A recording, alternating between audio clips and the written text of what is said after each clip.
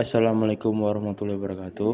Kami dari kelompok 5 yang beranggotakan Atika Purwaningsih, Ayudhiyah Namawulan, Burhanuddin Abdullah akan mempresentasikan hasil diskusi kami yang berjudul Model Konsep Kurikulum. A. Pengertian model konsep kurikulum dan model pengembangan kurikulum. Model adalah konstruksi yang bersifat teoritis diri konsep. Kurikulum merupakan seperangkat susunan rencana kegiatan pendidikan mengenai suatu tujuan, pokok, isi, bahan, metode, dan strategi pembelajaran sebagai acuan penyelenggaraan kegiatan proses pembelajaran. Jadi, model konsep kurikulum merupakan dasar untuk pengembangan kurikulum, atau dengan kata lain, pendekatan pengembangan kurikulum didasarkan atas konsep-konsep kurikulum yang ada. B. Model konsep kurikulum. 1. Kurikulum subjek akademis. Kurikulum subjek akademis bersumber dari pendidikan klasik, perennialisme, dan esensialisme yang berorientasi pada masa lalu. Semua ilmu pengetahuan dan nilai-nilai telah ditemukan oleh para pemikir masa lalu. Fungsi pendidikan memelihara dan mewariskan hasil-hasil budaya masa lalu tersebut. Kurikulum ini lebih mengutamakan isi pendidikan. Belajar adalah berusaha menguasai ilmu-ilmu sebanyak-banyaknya. Orang yang berhasil dalam belajar adalah orang yang menguasai seluruh atau sebagian besar isi pendidikan yang diberikan atau disiapkan oleh guru. Sekurang-kurangnya ada 3 pendekatan dalam perkembangan kurikulum subjek akademis. A. Melanjutkan pendekatan struktur pengetahuan. Murid-murid belajar bagaimana memperoleh dan mengurangi fakta-fakta dan bukan sekedar mengingat-ingatnya. B. Studi untuk bersifat integratif. Pendekatan ini merupakan respon terhadap perkembangan masyarakat yang menuntut model-model pengetahuan yang lebih komprehensif, terpadu. Ada beberapa ciri model kurikulum yang dikembangkan. 1. Menentukan tema-tema yang membentuk satu kesatuan. 2. Menyatukan kegiatan belajar dari beberapa disiplin ilmu. 3. Menyatukan berbagai cara atau metode belajar. Ciri-ciri kurikulum subjek akademis.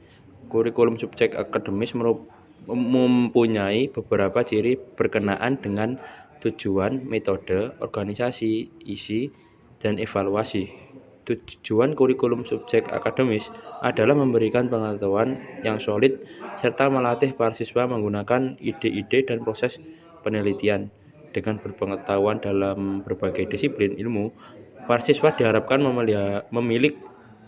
memiliki konsep-konsep dan cara-cara yang dapat terus dikembangkan dalam masyarakat yang lebih luas. Metode yang paling banyak digunakan dalam kurikulum subjek akademis adalah metode ekspositori dan inukiri. Ide-ide diberikan guru kemudian dielaborasi dan dilaksanakan. 2. Kurikulum humanistik.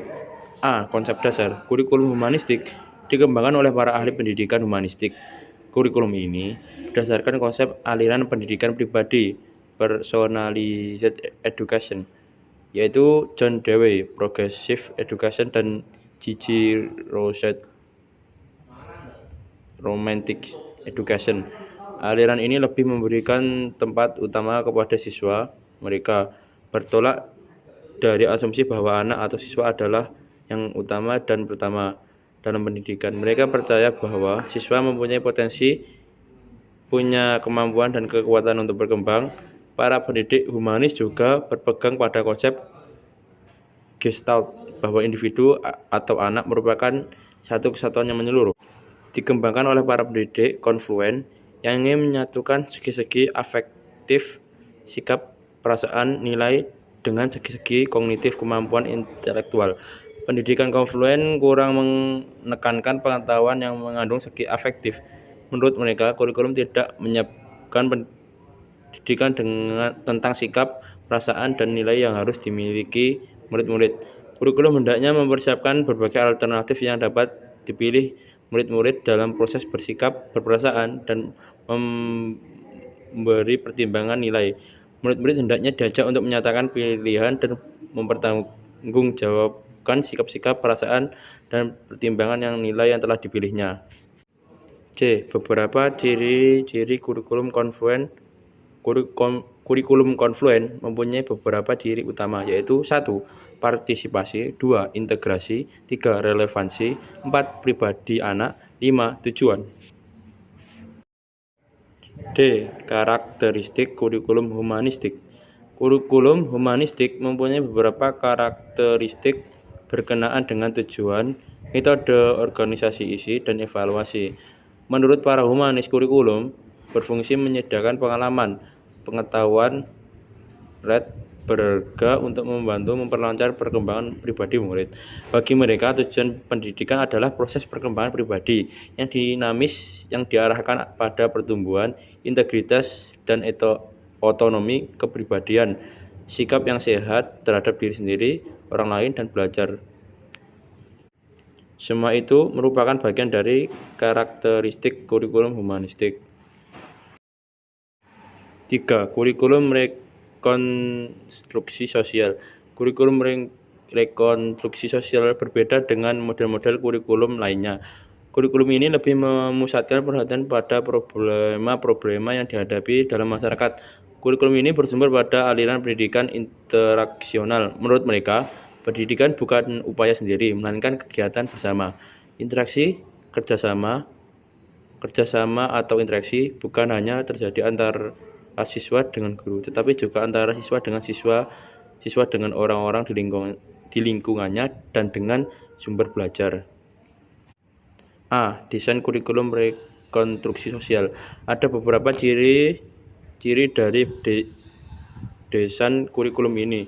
1. Asumsi. 2. Masalah-masalah sosial yang mendesak. 3. Pola-pola organisasi. B. Komponen kurikulum. 1. Tujuan dan isi kurikulum. 2. Metode. 3. Evaluasi. C. Pelaksanaan pengajaran rekonstruksi sosial. Pengajaran rekonstruksi sosial banyak dilaksanakan di daerah-daerah yang tergolong belum maju dan tingkat ekonominya juga belum tinggi. Pelaksanaan ini diarahkan untuk meningkatkan kondisi kehidupan mereka sesuai dengan potensi yang ada dalam masyarakat. Sekolah mempelajari potensi-potensi. 4. Teknologi dan kurikulum. Sejalan dengan perkembangan ilmu dan teknologi di bidang pendidikan, berkembang pula teknologi pendidikan. Aliran ini ada persamaannya dengan pendidikan klasik, yaitu menekankan isi kurikulum, tetapi diarahkan bukan pada pemeliharaan dan pengawetan ilmu tersebut, tetapi pada penguasaan kompetensi. Suatu kompetensi yang besar diuraikan menjadi kompetensi yang lebih sempit atau khusus, dan akhirnya menjadi perilaku-perilaku. A. Beberapa ciri kurikulum teknologis. Kurikulum yang dikembangkan dari konsep teknologi pendidikan memiliki beberapa ciri-ciri khusus, yaitu 1. Tujuan diarahkan pada penguasaan kompetensi yang dirumuskan dalam bentuk perilaku. 2. Metode yang merupakan kegiatan pembelajaran sering dipandang sebagai proses mereaksi terhadap perangsang yang diberikan, dan apabila terjadi respon yang diharapkan, maka respon tersebut diperkuat. B. Perkembangan kurikulum. Pengembangan kurikulum teknologi berpegang pada beberapa kriteria, yaitu 1. Prosedur pengembangan kurikulum dinilai dan disempurnakan oleh pengembang kurikulum yang lain. 2. Hasil pengembangan terutama yang berbentuk model adalah yang bisa diuji coba ulang dan hendaknya memberikan hasil yang sama. Inti dari pengembangan kurikulum teknologis adalah penekanan pada kompetensi, pengembangan dan penggunaan alat dan media pengajaran bukan hanya sebagai alat bantu, tetapi bersatu dengan program pengajaran dan ditunjukkan pada penguasaan kompetensi tertentu. A. Kesimpulan. Dapat disimpulkan bahwa model pengembangan kurikulum merupakan suatu alternatif prosedur dalam rangka mendesain, menerapkan, dan mengevaluasi suatu kurikulum. Oleh karena itu, model pengembangan kurikulum harus dapat menggambarkan suatu proses sistem perencanaan pembelajaran yang dapat memenuhi berbagai kebutuhan dan standar keberhasilan dalam pendidikan. Yang dimaksud dengan model pengembangan kurikulum yaitu langkah atau prosedur sistematis. Sekian presentasi dari kelompok kami. Bila mana ada tutur kata yang kurang berkenan, mohon dimaafkan. Wassalamualaikum warahmatullahi wabarakatuh.